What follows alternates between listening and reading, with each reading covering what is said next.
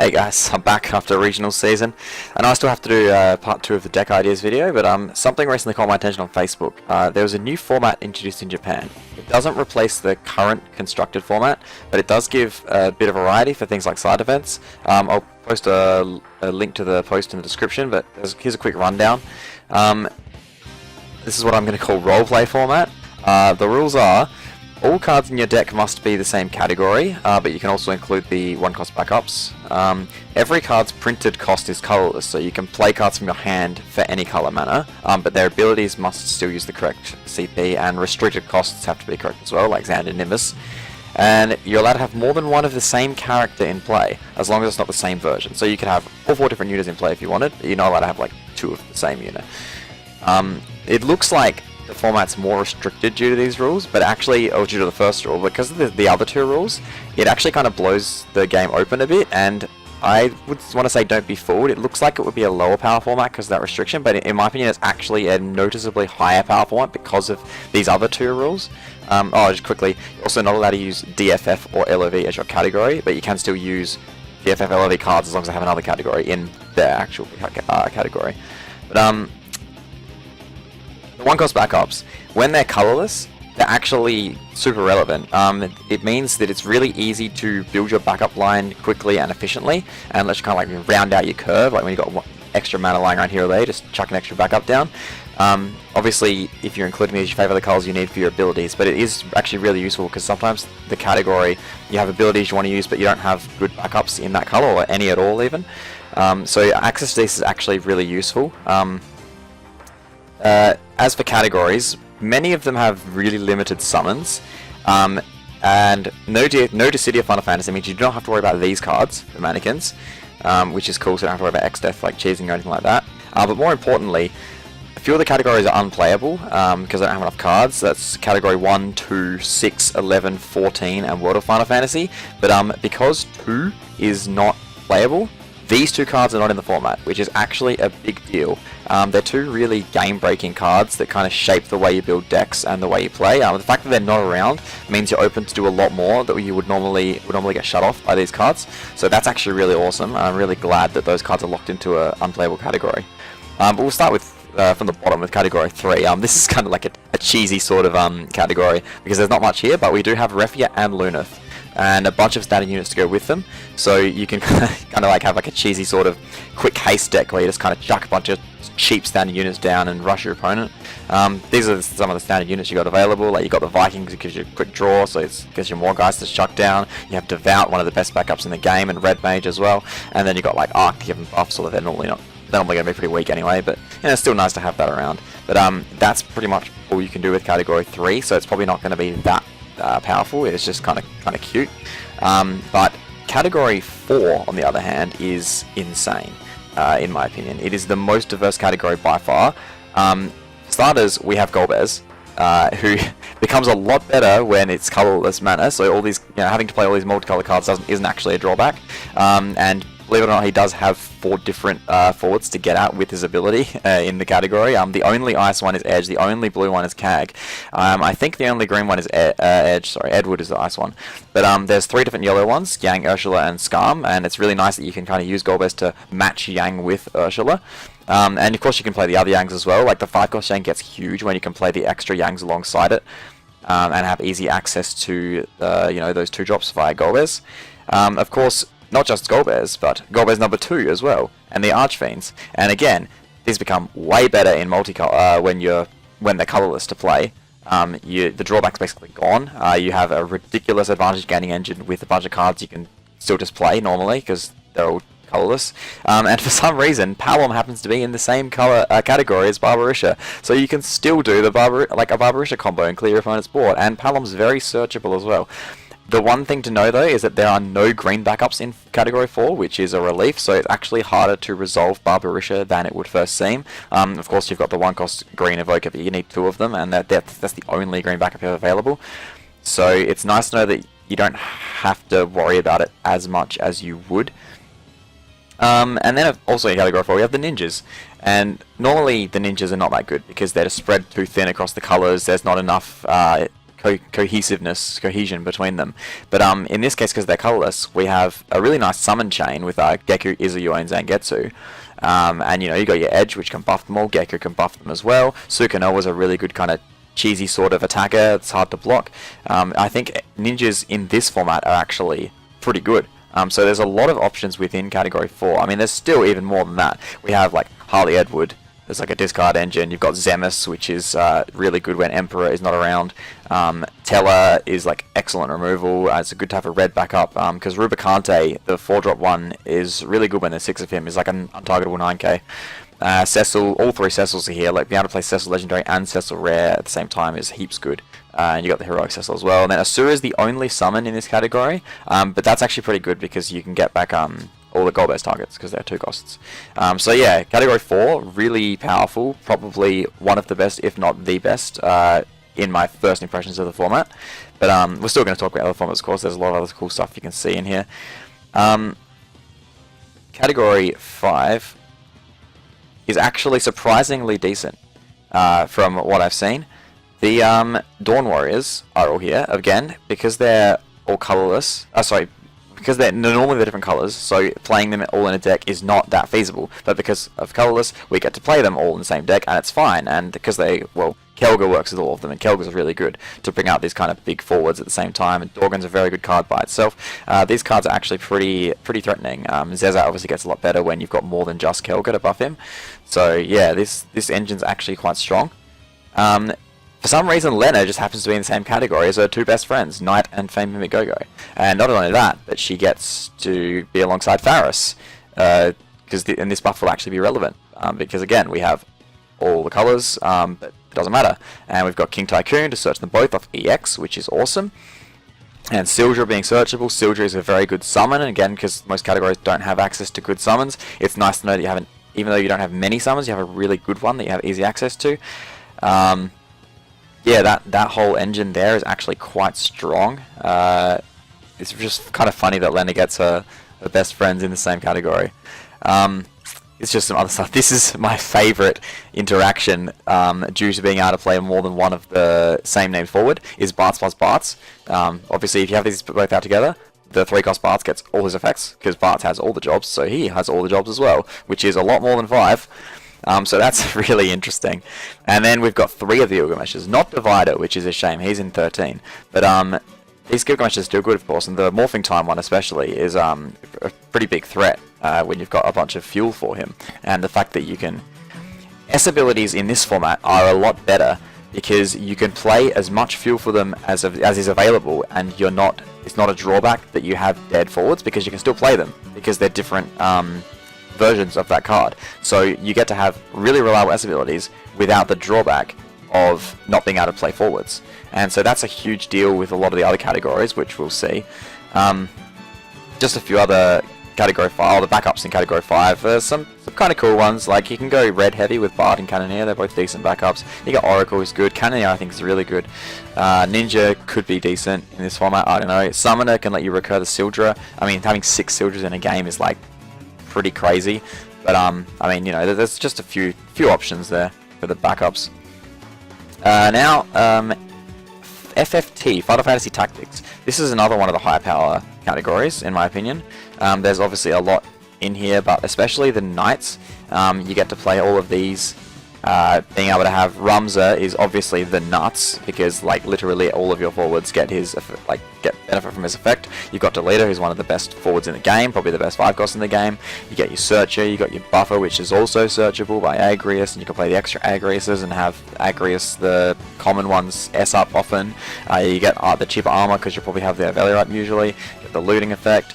That kind of stuff is it's actually a really nice engine to have access to.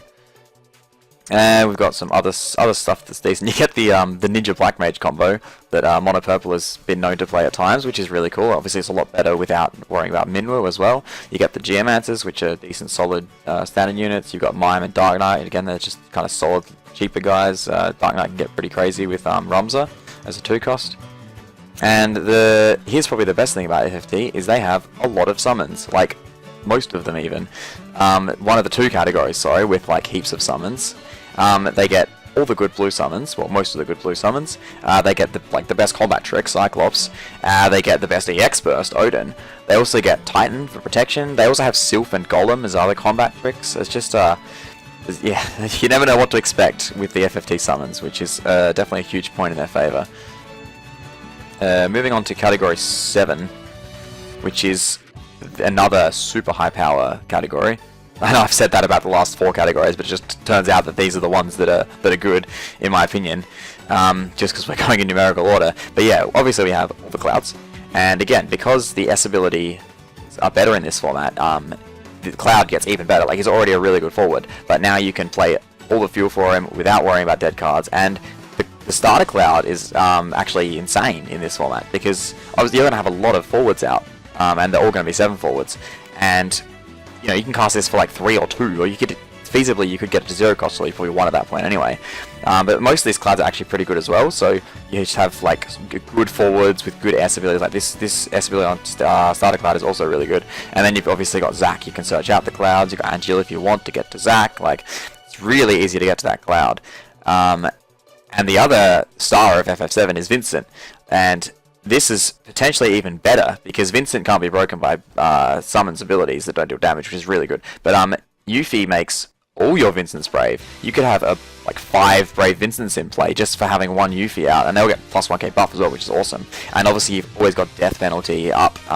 Primary Vincent's S is actually really good as well. It makes him basically you pretty much can't battle him.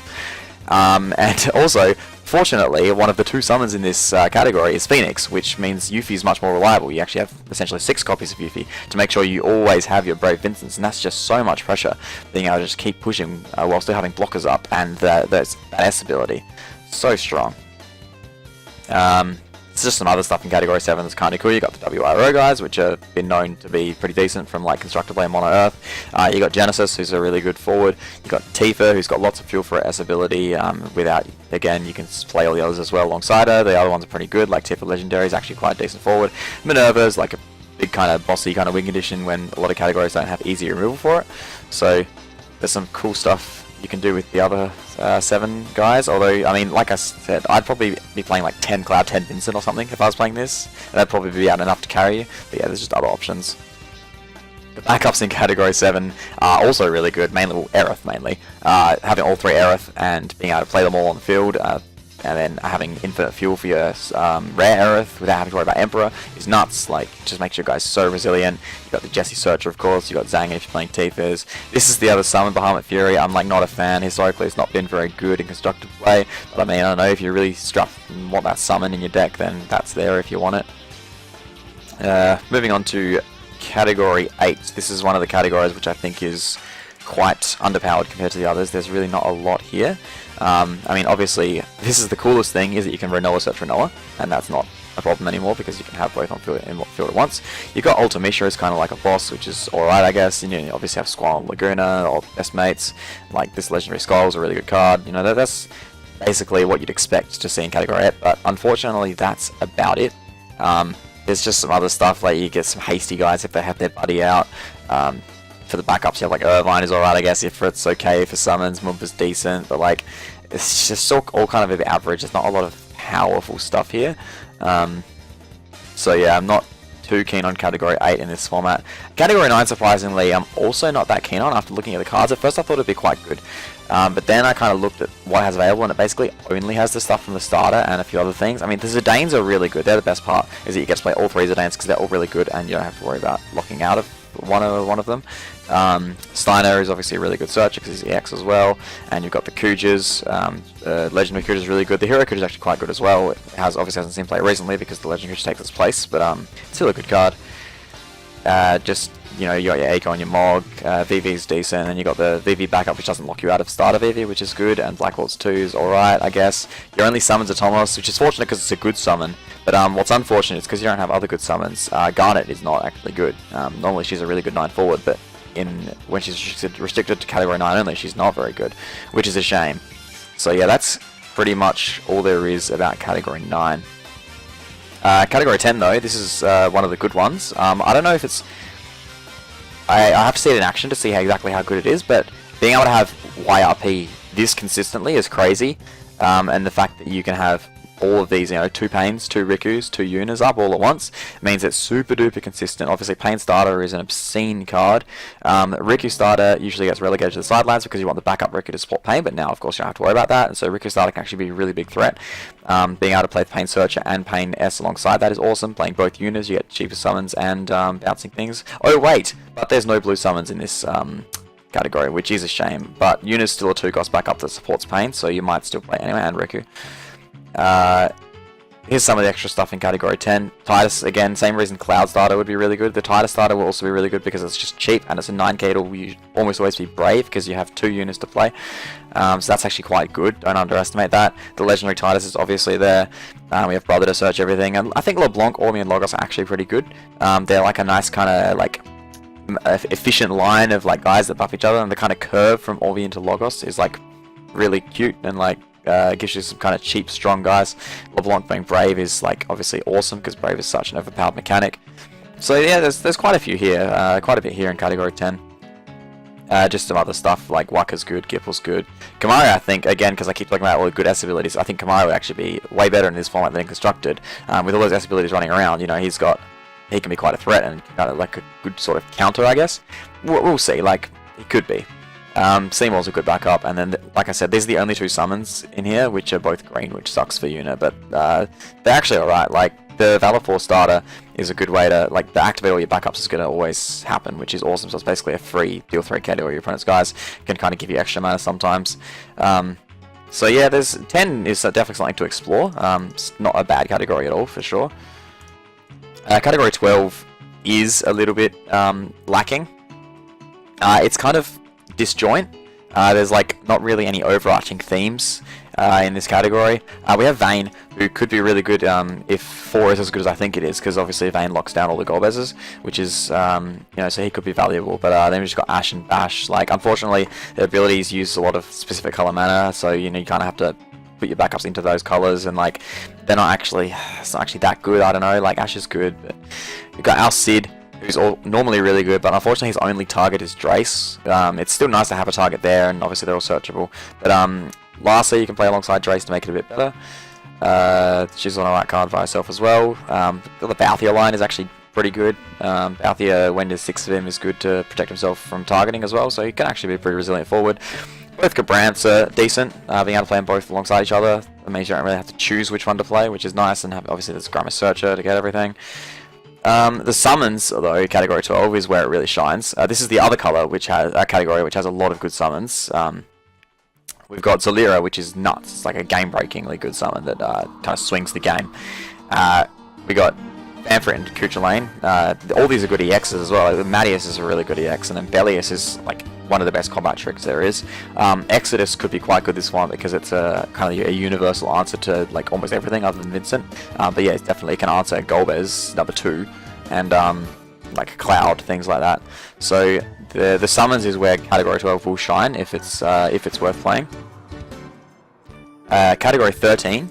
This is, I was surprised at how little it had going for it. It does have the lightning sets, and this legendary lightning will be really good in this format because of its S, and that's like a really good form of removal that a lot of categories lack.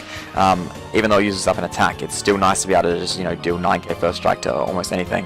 It really helps clear, and Vincent especially, you can force him to block, which is excellent because you can't normally rake him with other things.